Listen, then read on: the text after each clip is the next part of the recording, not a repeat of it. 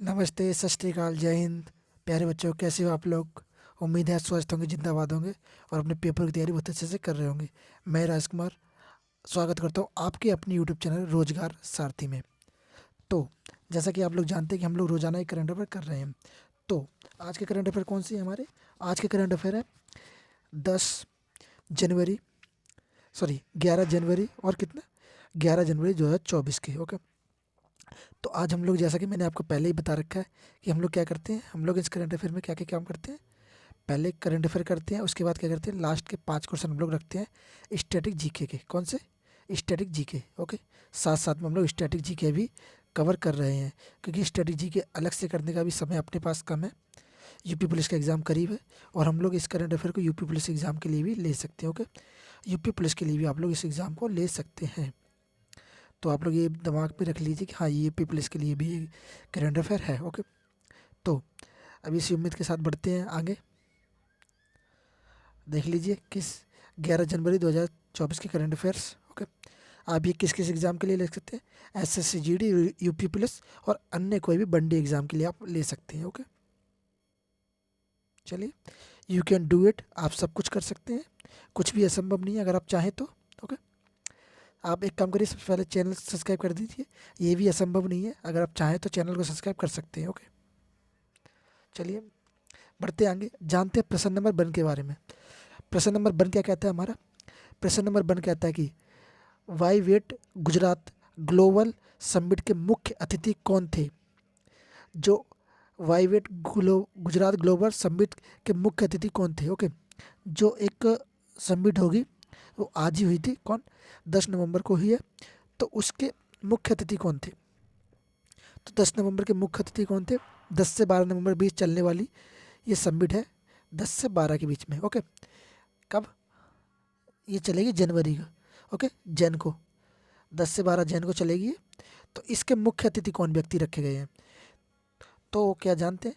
Option number A Joe Biden, option number B Filipe Nyusi, option number B option number C, sorry, Mohammed bin Zayed Al Nahyan. कौन सी? Mohammad bin Zayed Al नयान। Okay, या फिर द्रौपदी मुर्मू।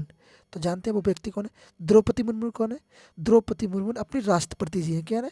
राष्ट्रपति हैं। Okay, राष्ट्रपति हैं। Okay, और द्रौपदी मुर्मू राष्ट्रपति होगी तो, और जो बाइडेन का है, जो बाइडेन किसके? अमेरिका के राष्ट्रपति। ओके, अब जानते हैं अपने भारत में कौन है? यह है Mohammad bin Zayed Al नयान। Okay, Mohammad bin Zayed Al नयान Bharat में मुख्य अतिथि के रूप में आमंत्रित किए गए थे। ओके, किसके लिए? वाइब्रेट गुजरात ग्लोबल समिट के लिए। ओके, बढ़ते हैं, इसके इनके बारे में आपको यहाँ से इन्फॉर्मेशन मिल जाएगी सारी। इसके जो इससे जुड़ी सारी इन्फॉर्मेशन यहाँ से आपको मिल जाएगी।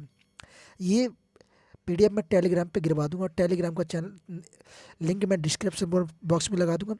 प्लस टेलीग्राम का नाम क्या है? रोजगार सारथी करंट अफेयर। वहाँ से जाके आप लोग टेलीग्राम को ज्वाइन करिए, वहाँ से आप लोग पीडीएफ प्राप्त कर सकते हैं। ओके, बढ़ते हैं प्रश्न नंबर 2 की ओर। प्रश्न नंबर 2 क्या कहता है हमारा? प्रश्न नंबर 2 कहता है कि, क्या कहता है कि 17वें राष्ट्रीय युवा महोत्सव का आयोजन किस शहर में किया गया है? 17वें, सॉरी 27वें युवा महोत्सव का आयोजन किस शहर में किया गया है? तो ये किस शहर में किया गया है? जानते हैं? ऑप्शंस क्या है अपने पास? Option number A Patna, option number B Varanasi, option number C Nashik और ऑप्शन नंबर डी कोलकाता। तो ये किस राज्य में किया गया है? तो बताइए किस शहर में? ये शहर है। ओके, कोई राज्य नहीं है, शहर है। अलग अलग राज्यों के अलग अलग शहर है। ओके, तो ये किस शहर में किया गया है? तो ये किया गया ऑप्शन नंबर सी, किस में? नासिक में। कहाँ? नासिक। कहाँ पर? नासिक में। ओके, आप लोग जान लीजिए कहाँ पे किया गया? नासिक में। ये कब किया? प्रधानमंत्री नरेंद्र मोदी 12 जनवरी को महाराष्ट्र के नासिक में 27वें राष्ट्रीय युवा महोत्सव का उद्घाटन करेंगे। कब करेंगे? 12 जनवरी को इसका उद्घाटन, मतलब कल करेंगे। ओके, चलिए 12 जनवरी को करेंगे। ओके, किसके? स्वामी विवेकानंद की जयंती, और इस राष्ट्रीय युवा दिवस के रूप में मनाया जाता है। ओके, इसे राष्ट्रीय युवा दिवस के रूप में मनाया जाता है। ओके, चलिए बढ़ते आगे, जानते हैं प्रश्न नंबर 3 की ओर बढ़ते हैं। प्रश्न नंबर 3 क्या कहता है? प्रश्न नंबर 3 कहता है कि फ्रांस के नए प्रधानमंत्री के रूप में किसे नामित किया गया है? ओके, तो वो फ्रांस के नए प्रधानमंत्री कौन है? इससे पहले एक बात जानते हैं कि फ्रांस के इनसे पहले प्रधानमंत्री कौन थी जिसने अपना इस्तीफा दे दिया है, प्रधानमंत्री पद से इस्तीफा दे दिया था? कौन कौन थी वो थी एलिजाबेथ बॉर्न। कौन? Elizabeth born. ओके, इन्होंने इस्तीफा दे दिया था किससे? प्रधानमंत्री पद से। आप जानते हैं कि फ्रांस के नए प्रधानमंत्री कौन बने हैं? तो जानते हैं ऑप्शन नंबर ए तो हो नहीं सकता क्योंकि उन्होंने अपना इस्तीफा दे दिया।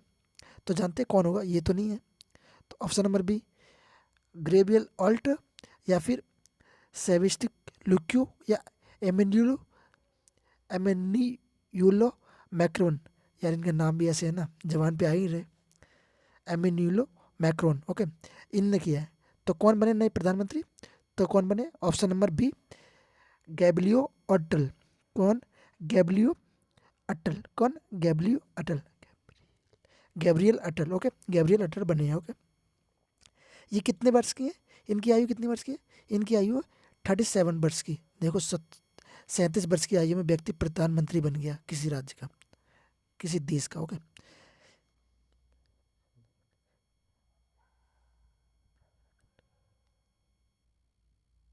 ओके, चलिए बढ़ते हैं आगे और जानते हैं इसके बारे में। आप लोग यहाँ से पढ़ सकते हैं, बाकी हम लोग इसकी पीडीएफ आपके अपने टेलीग्राम पे पढ़वा देंगे, वहाँ से जाके आप लोग पढ़ सकते हैं। ओके, बढ़ते हैं प्रश्न नंबर 4 की ओर।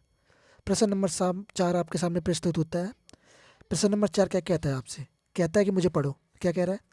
आईआईटी मद्रास का नया कैंपस किस देश में शुरू किया गया है? जो आईआईटी मद्रास है उसका नया कैंप्स किस देश में शुरू किया गया है? तो जानते हैं किस देश में शुरू किया गया है? भारत के पड़ोसी देश हैं ये सारे। तो भारत के किस पड़ोसी देश में शामिल किया गया है ये जानते हैं? Option number A Sri Lanka, option number B Nepal, option number D option number C Bhutan, और option number D Bangladesh. Bangladesh क्या है? क्या बांग्लादेश में किया है? क्या भूटान में, नेपाल में, या श्रीलंका में? तो किस में किया है? आईआईटी मद्रास का नया कैंप्स किस में स्थापित किया है? वो किया है ऑप्शन नंबर ए। ए क्या? श्रीलंका। ओके, श्रीलंका में। इसके बारे में यहाँ से सारी इन्फॉर्मेशन आप लोग पढ़ लीजिएगा। ओके, बढ़ते आगे प्रश्न नंबर 5 की ओर। फुटबॉलर फ्रिज बैकनो ब्राउन का निधन हो गया है। ये फुटबॉलर है, फ्रेक बैकनो ब्राउन का निधन हो गया। वह किस देश के दिग्गज फुटबॉलर थे? ये किस देश से संबंध रखते थे? ओके, जानते हैं? Option number A France, option number B पुर्तगाल, ऑप्शन नंबर सी इटली, और ऑप्शन नंबर डी जर्मनी। तो ये किस देश से संबंध रखते थे? तो ये रखते थे ऑप्शन नंबर बी कौन सा? Germany. Option number B Germany. किस देश से संबंध रखते थे? ऑप्शन नंबर बी जर्मनी से। ओके, इनके हाल ही में निधन हुआ। कब को हुआ? 10 जनवरी को इनका निधन हो गया। ओके, ये कितने वर्ष की आयु में इनका निधन हुआ है? ये हुआ 78 वर्ष की आयु में। ओके, 78 वर्ष की आयु में इनका निधन हो गया। ओके, बढ़ते आगे प्रश्न नंबर 6 की ओर। प्रश्न नंबर 6 क्या कहता है हमारा? प्रश्न नंबर 6 कहता है कि भारतीय फिनटेक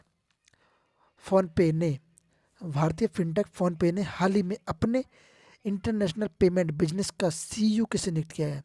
इंटरनेशनल जो इनका पेमेंट होता है ना, पेमेंट बिजनेस, इसका सीईओ किसे नियुक्त किया गया है हाल ही में? तो ये आप ये तस्वीर देख के शायद समझ गए होंगे, और इनका नाम भी यहाँ पे शो हो रहा है। कौन? रितेश पाई। तो ये इसका नाम बताने की जरूरत नहीं है, आपको ऑलरेडी इसका आंसर मिल चुका है, रितेश पाई। ओके, तो बढ़ते आगे। रितेश पाई के बारे में आप लोग यहाँ से सारा पढ़ लीजिएगा। ओके, जो भी इनके बारे में इन्फॉर्मेशन है सब कुछ यहाँ से आप लोग पढ़ सकते हैं। ओके, फ़ोनपे की स्थापना कब की गई थी? फ़ोनपे की स्थापना 2015 में कहाँ पे? बेंगलुरु में की गई थी उसके। ओके, बढ़ते आगे प्रश्न नंबर 7 की ओर। प्रश्न नंबर 7 क्या कहता है? प्रश्न नंबर 7 का क्या कहता है? विश्व हिंदी दिवस प्रतिवर्ष कब मनाया जाता है? अगर बात करें विश्व हिंदी दिवस की, तो ये प्रतिवर्ष कब मनाया जाता है? ये मनाया जाता है कब? ऑप्शन जानते हैं? ऑप्शन नंबर ए 9 जनवरी को, ऑप्शन नंबर बी 10 जनवरी को, ऑप्शन नंबर सी 11 जनवरी को, और ऑप्शन नंबर डी 12 जनवरी को। तो कब मनाया जाता है विश्व हिंदी दिवस? तो ये मनाया जाता है ऑप्शन नंबर बी 10 जनवरी को। 10 जनवरी को। ओके, ऑप्शन हमारा क्या रहेगा? Option number B. तो भैया एक दिवस और मनाया जाता है, वो मनाया जाता है 12 जनवरी को। 12 जनवरी को कौन मनाया था? अपना कौन सा युवा दिवस, ओके, राष्ट्रीय युवा दिवस, जो कि भारत के अंदर मनाया जाता है। ओके, इसके बारे में हम पढ़ेंगे, 12 तारीख को जानेंगे इसके बारे में। ओके, चलिए, इनके बारे में आप जान चुके हैं सारी चीज़ें, किसके विश्व हिंदी दिवस मनाया जाता है। ओके, और राष्ट्रीय हिंदी दिवस कब मनाया जाता है? प्रतिवर्ष 14 सितंबर को मनाया जाता है। कब? 14 सितंबर को। ओके, चलिए, ये तो हो गए हमारे एमसीक्यू, क्या, करंट अफेयर के। अब हम जानते हैं इसमें ही क्या, स्टैटिक जीके इन हिंदी। स्टैटिक जीके हम लोग पढ़ेंगे किसमें? हिंदी में। कितने प्रश्न रखे हैं मैंने आपको स्टैटिक जीके के लिए, जैसे मैंने आप बताया था, कितने प्रश्न हमने रखे हैं? हमने रखे हैं अभी 5 प्रश्न, फिलहाल 5 क्वेश्चन आपके लिए रखे हैं स्टैटिक जीके के, कि स्टैटिक जीके में धीरे धीरे इंप्रूवमेंट करेंगे। एकदम से खाओगे खीर, देखते हैं ना कि एकदम से गर्म खीर खाते हो तो, या कुछ भी चीज़ गर्म खाते हो तो जलते हैं प्रभु। ओके, तो धीरे धीरे खाओ, ठंडा करके खाओ, जल्दी जल्दी खाओगे मुंह जल जाएगा, किसी काम का नहीं आने वाला। ओके, बढ़ते हैं स्टैटिक जीके की ओर उम्मीद के साथ। तो चलिए शुरू करते हैं। प्रश्न नंबर 1, राजस्थान का एकमात्र हिल स्टेशन का नाम क्या है? राजस्थान में एकमात्र हिल स्टेशन है, उसका नाम क्या है? तो चलिए जानते हैं ये सारे स्टेट कहाँ के हैं, ये राजस्थान के हैं। तो क्या है, स्टेट नहीं कह सकते, जिला कहेंगे इसको। ओके, तो ये A, option number A Jaisalmer, option number B Jodhpur, option number C Udaipur, और option number D Mount Abu. तो एकमात्र हिल स्टेशन कौन सा है, किसका? राजस्थान का। तो राजस्थान का एकमात्र हिल स्टेशन है ऑप्शन नंबर डी। क्या है? Option number D, Mount Abu. Mount Abu Rajasthan का एकमात्र हिल स्टेशन है। आप लोगों को अपने दिमाग में इस वाले हिस्से में, जहाँ ये आप लोग मेमोरी बना के रखते हैं, जहाँ आपने उनकी फ़ोटो रखते हैं, वहाँ पे इसको भी रख लेना, समझे? उनकी, आप समझ गए किसकी बात कर रहा हूँ मैं। ओके, चलिए बढ़ते हैं प्रश्न नंबर 2 की ओर। प्रश्न नंबर 2 कहता है कि भारत का सबसे गहरा बंदरगाह कौन सा है? भारत का सबसे गहरा बंदरगाह, तो सबसे गहरा बंदरगाह कौन सा है भारत का, जानते हैं? ऑप्शन नंबर ए जवाहरलाल नेहरू बंदरगाह, ऑप्शन नंबर बी मुंबई बंदरगाह, ऑप्शन नंबर डी कंडला बंदरगाह, या ऑप्शन नंबर डी कौन सा, विशाखापट्टनम बंदरगाह। तो हमारा ऑप्शन क्या रहेगा? हमारा ऑप्शन रहेगा ऑप्शन नंबर डी, कौन सा, विशाखापट्टनम बंदरगाह। ओके, कौन सा, विशाखापट्टनम बंदरगाह। इसको भी आप लोग अपने दिमाग में रख लीजिएगा, एक कोने में जगह बना के, ये जो मैं बता रहा हूँ इनकी जगह बना लेना अपने दिमाग में, एक जगह कोने, है ना, वहीं पे इन सबको फिट करते जाना जो जो बता रहा हूँ। और जब पेपर आएगा ना, तब पेपर के समय इनको बाहर निकालना। ओके, बढ़ते आगे प्रश्न नंबर 3 की ओर। प्रश्न नंबर 3 क्या कहता है? पूर्व का स्कॉटलैंड किस शहर को कहा जाता है? पूर्व का स्कॉटलैंड किस शहर को कहा जाता है? भारत में कुछ शहर हैं, उन शहरों में से एक शहर ऐसा है जिसे क्या कहा जाता है? पूर्व का स्कॉटलैंड। ओके, तो वो कौन सा शहर है, जानते हैं किसे कहा जाता है पूर्व का Scotland? Okay, Mangalore Karnataka, option number B Nashik Maharashtra, option number C Shillong Meghalaya, option number D Kohima Nagaland. तो ये किस देश को कहा जाता है, किस शहर को कहा जाता है भारत के? तो आते हैं ऑप्शन नंबर सी, कौन सा, option number C Shillong. Shillong Meghalaya, Shillong कहाँ पे स्थित है? मेघालय में स्थित है। ओके, आइए जानते हैं प्रश्न नंबर 4। प्रश्न नंबर 4 क्या कहता है? पोर्ट ब्यूलर बंदरगाह कहाँ स्थित है? पोर्ट ब्यूलर बंदरगाह कहाँ पर स्थित है? तो जानते हैं ये बंदरगाह भाई साहब कहाँ पर स्थित है? आइए, ऑप्शन नंबर ए क्या कहता है हमारा? ऑप्शन नंबर ए क्या कहता है? दमन एवं दीप, मतलब दमन और द्वीप में। ऑप्शन नंबर बी अंडमान और निकोबार द्वीप समूह में।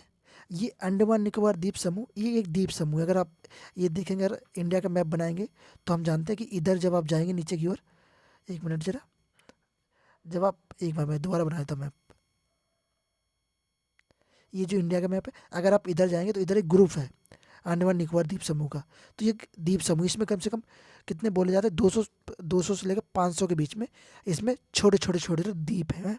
तो इनका एक समूह है। ओके, तो ये अंडमान द्वीप समूह है। ओके, और ऑप्शन नंबर सी क्या है? दादर और नागर हवेली, और ऑप्शन नंबर डी लक्षद्वीप। तो ये कौन सा पोर्टल बंदरगाह का कहाँ स्थित है?